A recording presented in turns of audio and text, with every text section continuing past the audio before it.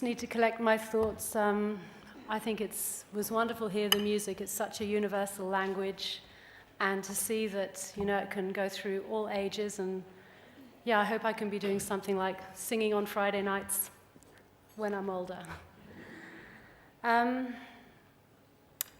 It's amazing. I really feel proud to be part of this community. I'm obviously not from here originally, but as my adopted homeland, Tal and I have been here now since the year 2000.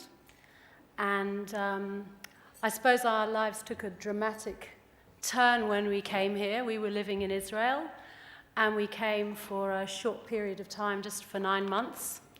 And I found myself pregnant after just a couple of months here. Too much spare time, I think. And we started our family. And so later on in 2000, Amy was born, and she was born premature at 36 weeks or 35 weeks, I've forgotten now. And it was a total shock because we're both young, healthy, and we suddenly had this little baby. And yeah, we were in the Mercy Hospital with Amy in a humidity crib, and I suppose our life as we predicted it, not that we'd really predicted it, just changed in an instant. And it took a long while to kind of come to terms with it.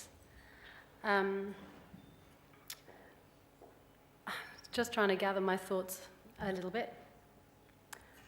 Now, with no disrespect to you, those of you who've got normal children, I thought that tonight it would be an opportunity to open a window to what it's like to have a child who has a disability.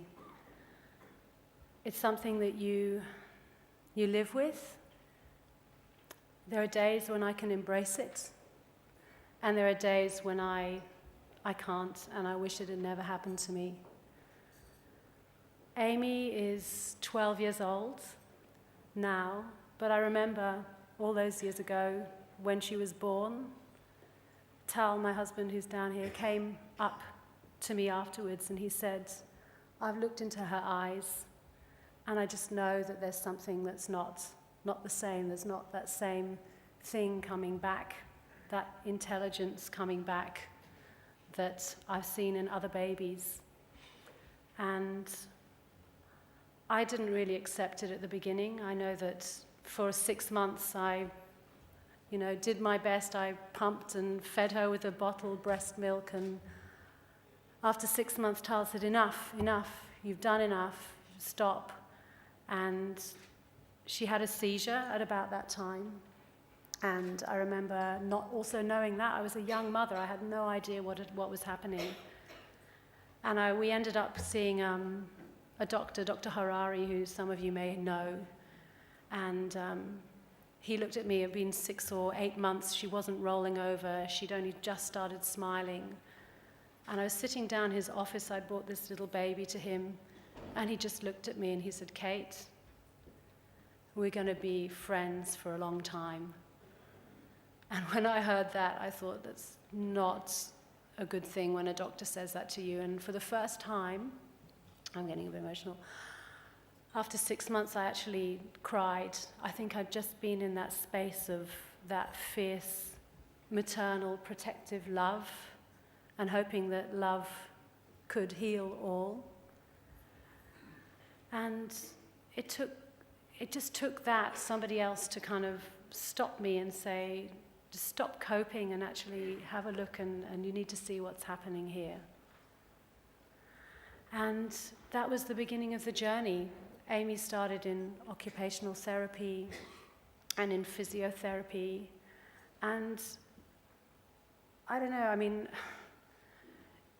it's like having a child who you don't know when she's going to become an adult, and she won't in many ways. She's 12 and a half now, she's bat mitzvah, and she still likes watching the Wiggles and play school. And our 7-year-old Ethan is way, way beyond her. And when we go out to functions or parties, she's the one where the other children are looking strange at her. And you're just faced with your humanity and your frailty every day when you have to have a tough skin and not mind it. And I think for me, I have to go back inside myself and try and go back into that place of unconditional love each time and reach out to her, because the bridge has to come from me to her. She's where she is. And I mean, she's a beautiful and delightful girl in so many ways, but it is so limited. Just an example, last week she went on camp, and I always dread having to take her to my son's school with me to pick him up, because me having a conversation with another parent is like, I can't look someone in the eyes anymore. I'm just like, where's Amy? Where's Amy? Where's Amy? And you just don't get to even finish a sentence. And she's gone into the vice principal's office and thrown all the papers on the floor, and you have to go. And I just feel like you end up apologizing and bridging all the time. So it's really tiring. It's exhausting. And I know that Jewish Care came into our life after we moved from another area down to this area, and we found out that they have a respite house. And to us it was just a miracle. It really was a miracle, because we had our weekends back. Now every few weeks Amy can go and spend a day there, and there are all the things that we can do that we couldn't otherwise have done.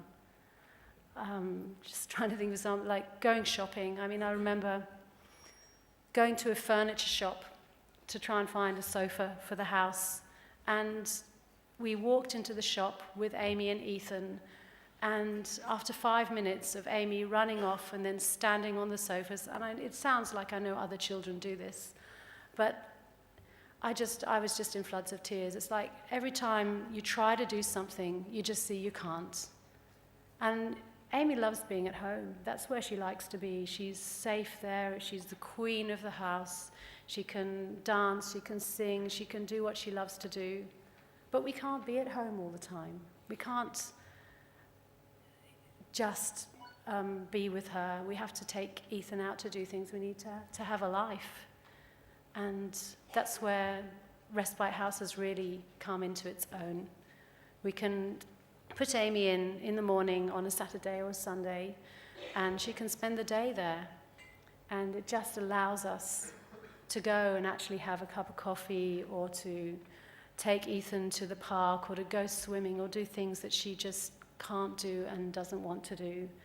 And it allows us to recharge and take that breath and have a glimpse at having a normal life that sometimes eludes us with Amy.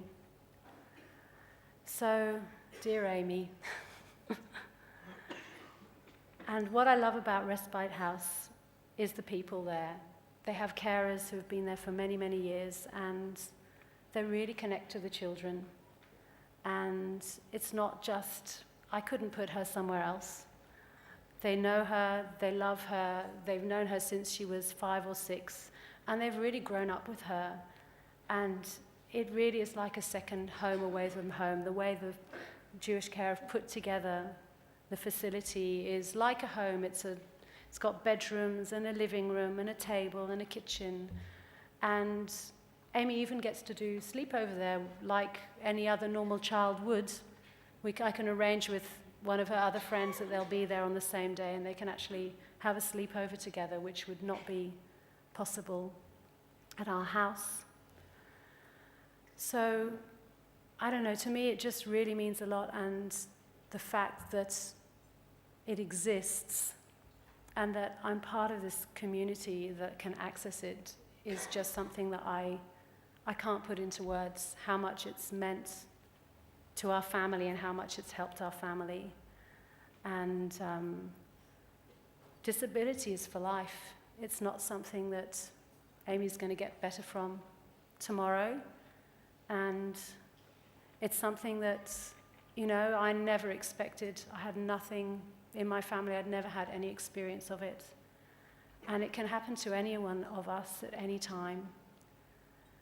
And yeah, I'm very, very thankful to the services and Respite House and what it's given for myself and Tal. So, thank you very much for listening, and I hope you don't have to use the Respite House ever, but it's a wonderful place. Thank you.